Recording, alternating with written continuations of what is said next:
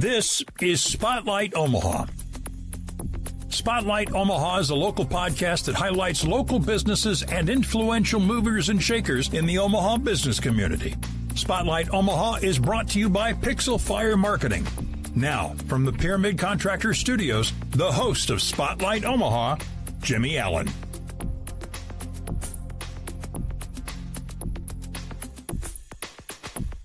Good morning, everybody. Welcome into the Spotlight Omaha podcast, where we take you around the city of Omaha, introduce you to local business owners, influential figures, and people who are making an impact on our community. Hopefully you're bored today and sitting around watching basketball. I want to get a podcast in or two, because we've got two for you today. Angela Chaney will be back after I'm on today. But we are brought to you by Pixel Fire Marketing. If your company needs help with search engine optimization, maybe you don't have a website built yet, or you want to engage your brand on Google, we can help with all that. Check out pixelfiremarketing.com for more details today. Joining us in the Pyramid Contractor Studio is Wade Bartels with Todd Creek Capitol. Wade, thanks for being here. I appreciate it. I appreciate bringing me on. This is the 942nd time we've tried getting this podcast to happen.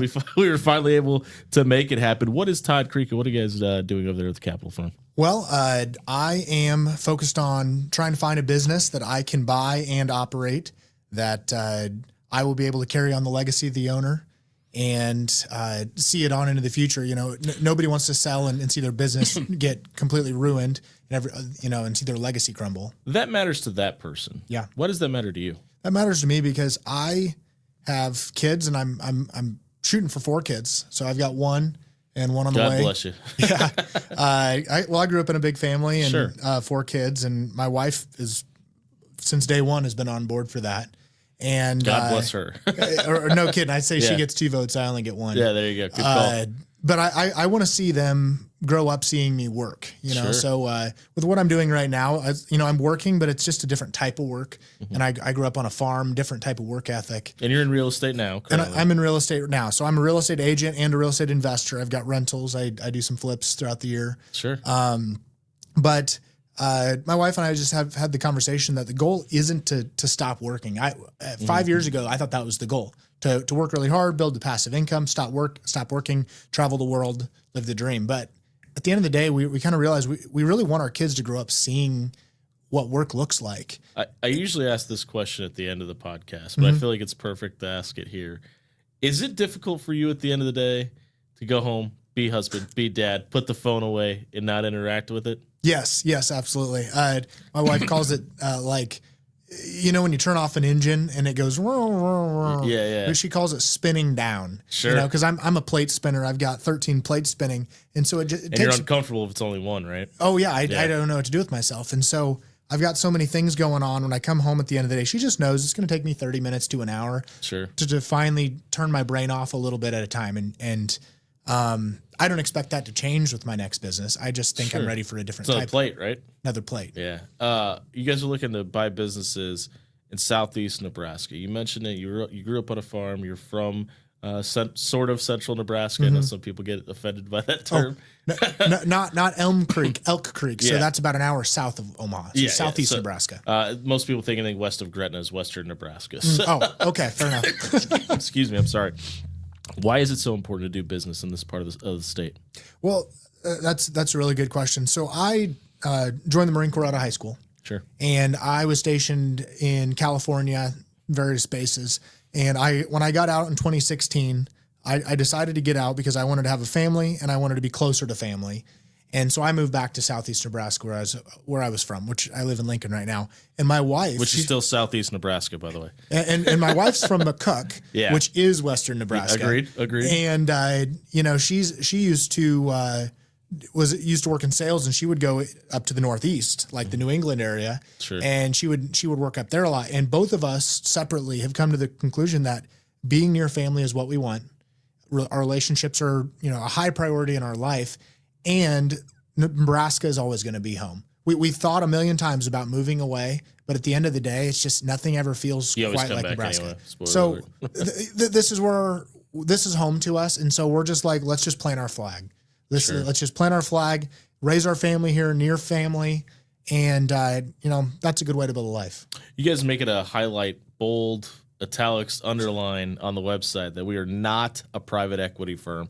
Why is that such a point of an emphasis for you guys? Well, I think that so many people, there's so much money out there that will buy your business. But they're doing it for their own financial reasons. Sure. But most business owners didn't build their business just for their financial reasons. They wanted it for a lot of the same reasons that I'm building it. They wanted to build a legacy. They wanted to have ownership. They wanted to be able to control their own destiny. They wanted to take care of their employees. They wanted to do things the way they wanted to do things. If a private equity firm buys it, they're going to, slap their label on it and do things the way they do it. And my father-in-law sold his business in Denver 20 years ago. And he said that within 6 months of selling his business, they broke all the promises. They'd fired most of the staff. They'd ruined everything that he'd built over, 15 years. And the dream died. And so I think that it just feels like for most business owners that I've talked to see that happen to what they've built would just be like destroying a piece of their identity. So to see their legacy build on is like, they're handing their baby off to someone else. Sure. And private equity will not take care of that baby. We haven't met before this, but just from the onset, I got to think there's a cap, right? Is there a certain number of businesses you guys are looking to acquire? Are you guys looking to grow your team after you acquire businesses? What does that process look like? Well, what I picture is buying one business, and then if I buy more along the way, it would be synergistic. It would fit into it. Oh, good point. And maybe in those conversations might look different with those owners. Those businesses might be too small to really get bought practically. Sure. And I'd say, hey, I'm going to give a home for your employees. I'm going to take care of them. And so that might be something I do. And that'd be a frank conversation I have with the business owners, just because the way I'm wired, I am going to want to build it. Kind of like we'll buy a company and then we'll buy another one that could benefit this one and kind of create a conglomerate almost type thing. Maybe, and maybe my aspirations aren't that big. Sure. I do want to build the business. I want to build an asset that is actually worth something. One issue with selling real estate is that I'm not building anything. It's just a really well leveraged sales job. It's a plot of land with something on it and somebody needs it type thing, right? Yeah. And so I put the sale together. I am a real estate investor. Where I got the name is Todd Creek Properties is my investment business. Okay. And the farm I grew up on, we have Todd Creek running through it. Okay. So that nobody ever knows why. And this is maybe you won't find this as interesting as I do, but you are the sixth business owner that we've had in that. And again, this is episode number 306. So thank you to tune in, but you're the sixth business owner that we've had in that the business that they've started is either named after the town they grew up in or the street they lived on or something that's a landmark to their house. And it's crazy how we take this thing that when we're children and it's still relevant to us later in life. It shows how important where you grew up is. Well, yeah, it's a part of your identity forever. Yeah. And so in that way, the businesses that you build become an extension of your identity. Yeah. And, if I think about the word that my dad wanted to instill in me growing up, he said, my kids will learn work ethic. And so, I think from the early days of my investment business, work ethic was driven into that. And to this day, I think if anything, the reason why I'm looking to leave real estate is just because I feel like my work ethic has built it as far as it makes sense. And now I'm ready for the next thing, because I'm built to work. What did you love about real estate?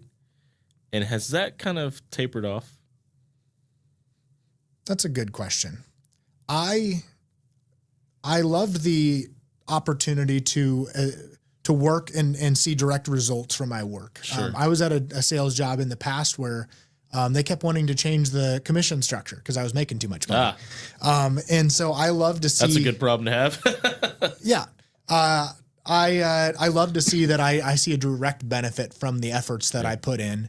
I think that's huge. I loved the variability of it, the plate spinning. Yeah.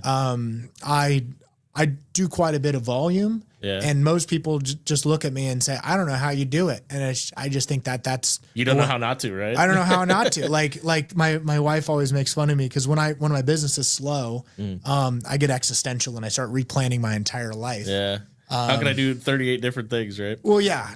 Tom Brady said to be successful, you got to love the process. Mm-hmm. Is it fair to say that you love the results but not the process of real estate? Maybe that's why you're moving on? I think if anything... I think I've gotten bored of the process. Sure. It sounds... It's easy to do. It's extremely privileged. I've gotten it down to such a science. I've solved so many of the problems that nothing feels new to me anymore. Sure. So it's like part of my soul just wants to go out there and find new problems. Listen, that's great though. I mean, it's kind of what keeps us young, right? If you had a purpose, it keeps you going. Yeah. And we're catching up with Wade Bartels of Todd Creek Capitol here on the Spotlight Omaha podcast, brought to you by Pixel Fire Marketing and Pyramid Contractors. I want to talk more about Todd Creek here for a second because you guys are looking to purchase businesses in southeastern Nebraska. Is there a portion of you that would be interested in buying into businesses and not buying them wholesale and maybe partnering with current ownership? Is that something that is on the docket? Maybe in the future. Sure. I definitely am open to, there's one business owner that I'm talking to right now where I would keep him in a limited role in the business. I would be the majority owner, but I would keep him on because he's not ready to retire yet, but he definitely wants to step back. It also helps to have somebody to ask questions to, right? Right. Yeah. So like, it's not like I need the business owner to go away. Actually, quite the contrary. I'm going to want to keep them around for 6 months, a year if I can. But at this point, I'm too young to just be a passive investor. How old are you? 32. Okay, perfect. I'm aging like fine milk. Listen, my hairline disappeared at 16. I'm with you, buddy. Yeah. You guys offer financing on the website. What is that financing for? In the business buying world, the most common way in the lower middle market is the Small Business Association. Yep. So the SBA loan can finance up to $5 million of a purchase, and they'll allow you actually to borrow up to 90% of the purchase price. With rates these days, that doesn't necessarily always work. Or help. You don't probably want to do that. They also require a small amount of seller financing. The SBA wants to see some skin in the game. So usually you're going to see about 10% seller financing. And then I'm probably going to bring at least 10% or more equity to the transaction from myself and then from some other investors that I've found. I gotcha. Okay. I read this and I went, oh, thank God.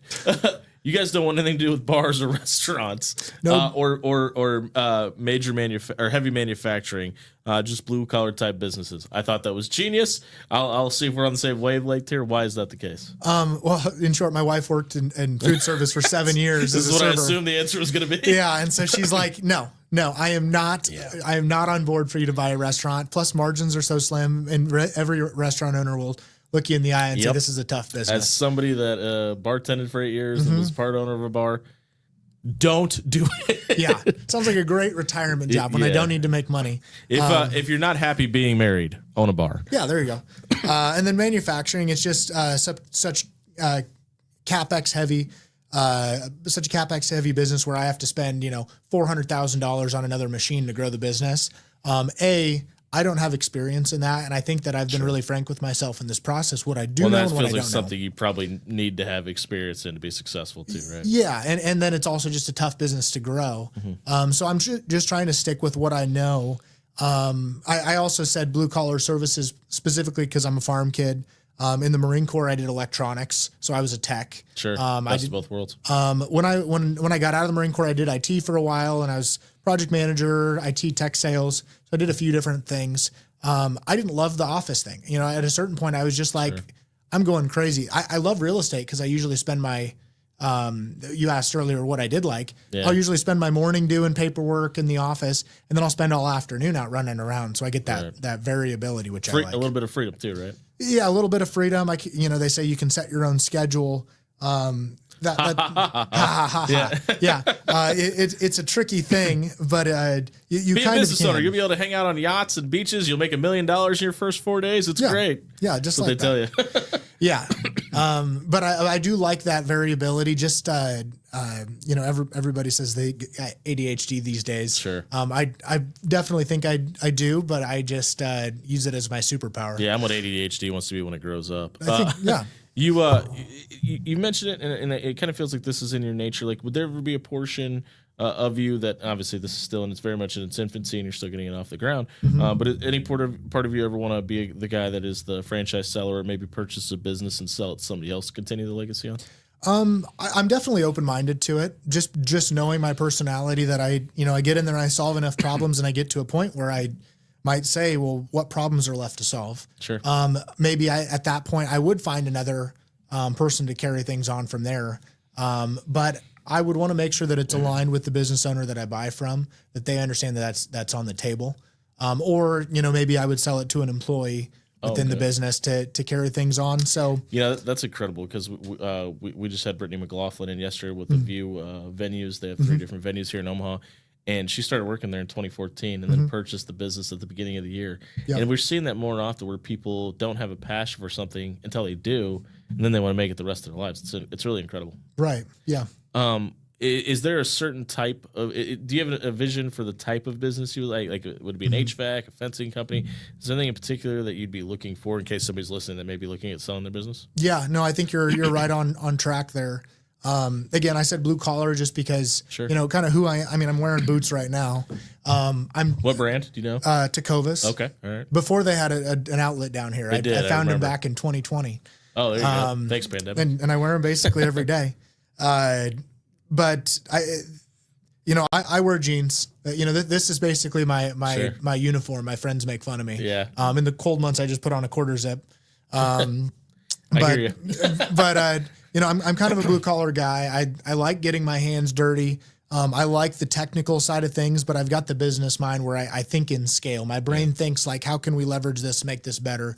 And also this comes back to the Marine Corps, and also some influence from my dad is just, in the military, they talk about troop welfare, take care of your people. They'll endure so much more if you take care of them. That's a great point. And, my dad, running a hog farm, he'd have 2, 3, 4 employees. He'd always have, snack cakes in the break room and pops for them. And he'd try and take care of them. Make sure they didn't want for anything. Yeah. And he cared about them. And that's an impact that's I've had on, my leadership style is I've seen people that just like don't see people out in the field as like actual people. That sounds terrible to say. It's true. But these people are real people with real problems. They're a little rougher around the edges, but I think I get along better with them than sometimes the people in suits. I think, excuse me, I'm sorry. I think one of the biggest problems in larger companies is the majority of the people that are handling the sales don't have anything in common with the people actually carrying the job out. I think that's a big loss in today's society. Yeah. Yeah. And just to finish my earlier point, you were asking about businesses. Yeah. The trades, I love the trades, plumbing, electrical, HVAC. I'm going to continue to buy properties. And so if I could find something that would be synergistic with my investment business, I'd love that. But also maybe things that are a little bit less license heavy. Something maybe like garage doors, pest control, a dump truck business. I'm open-minded and any of these businesses, my wife and I are both prepared that I'm going to be in there with them. Maybe I get the license. Maybe I get the HVAC license. Or maybe that's just a business problem I have to solve. And your wife's name is? Kelsey. What does she do now? So she's actually a stay-at-home mom now. Okay. So when I pulled her out of her old sales job, I convinced her to come over as a real estate agent, and she did phenomenal for about 1.5 years. And then we had our first kid, and then after that, we had to make some decisions. Like, does it make sense to go get daycare and hand our baby off to someone? By the way, if we can afford to keep you home, and she loves it. Like she would tell you that she always felt her purpose was to be a mom. Very cool. And it's still mind-numbingly boring for her sometimes because she is a motivated, super intellectual. How old's your child? She's coming up on 2 years old. Yeah, wait till they start running around. It won't be mind-numbing anymore. It'll be mind blowing. And we got 3 under 4, so I'm with you, bud. Yeah, just to talk up my wife, one last piece. Yeah, please do. She's the most emotionally mature person I've ever met. That helps. And I can bring things to her. She never gets tired of listening to me circle on things. I'm a external processor. I've talked through things. And also, she asks incredible questions, and her friends appreciate this about her is that she will. Should tell her to start a podcast. I've tried. Okay, I've tried. But people will ask her questions, or will come to her with a problem. She'll just ask good questions, and multiple people will say that the things that she's said or asked them has changed her life. And so having her in my back pocket is just such a superpower too. And we've never had somebody that comes in here that's successful that says, yeah, my support system at home just isn't great. I don't think that's a coincidence. We're catching up with Wade Bartels of Todd Creek Capitol here on the Spotlight Omaha podcast, brought to you by Pixel Fire Marketing and Pyramid Contractors. Obviously, you guys are pretty new into this venture, what are some of the most commonly asked or discussed things with people that are looking to sell their business that you've talked to so far? That's a good question. The biggest thing that everybody focuses really on is their employees. Sure. Like they want to know. That's got to be refreshing, right? I think so. Yeah. Again, a big reason why I want to buy a business is I miss leading larger teams. I mean, when I was Marine Corps, I was a platoon sergeant. I was head of a 40-man, electronics maintenance platoon. That's sure. And I was battalion. So a bunch of very intelligent people. So what's supposed to be a group of very intelligent people? they were Marines. Sure. But I missed it. I missed, being able to develop leaders and, in each of the individual sections. I miss, again, I think in scale. So I miss the people component. I do have a small team. My real estate sales business now, people don't all know this, but I have 5 people on my team now. 2 admins, a video content creator, and then 2 agents. So I'm getting kind of a fix there. Sure. But these business owners, they're very concerned about their employees because, again, these employees are their business. Families. Their Yeah. family. Yeah. Like nothing would break their heart more than to see someone come in and then just fire half their staff. Sure. I mean, all of it. that's something they've meticulously built. And so like they're very concerned about their employees and then also where things are going to go. And then also they're very concerned about, can you even do this? Like, are you capable of stepping into my shoes? Sure. And truthfully, most of them don't think you're going to be able to, but they want the money. So they're going to be open-minded. If somebody is looking to sell their business or wants to have a conversation with you, how can they get a hold of you? My best way, I would say, is my website. So toddcreekcapital.com. Andy, who just reached out, that's how you can get a hold of him. We've hit on a lot today. Is there anything about Todd Creek Capital we haven't mentioned that people should know about you? No, just to close things out, trying to stay in Southeast Nebraska, trying to find a business that my kids can watch me build as they grow up. Sure. And that's the kind of legacy that I'm trying to carry on. Get a hold of Wade and his team at toddcreekcapital.com if you have any questions. If you have a business you're looking to sell again on the blue collar side of things, no restaurants or bars. But if you are looking to maybe sell one of the trade companies looking to get out, Wade and his team would love to talk to you. Again, we have a 2 for today. Angela Cheney has another interview coming up here on the Spotlight Omaha podcast, brought to you by Pixel Fire Marketing and Pyramid Contractors. Thanks for listening today. Angela will be back in a minute. I'll see you on Monday.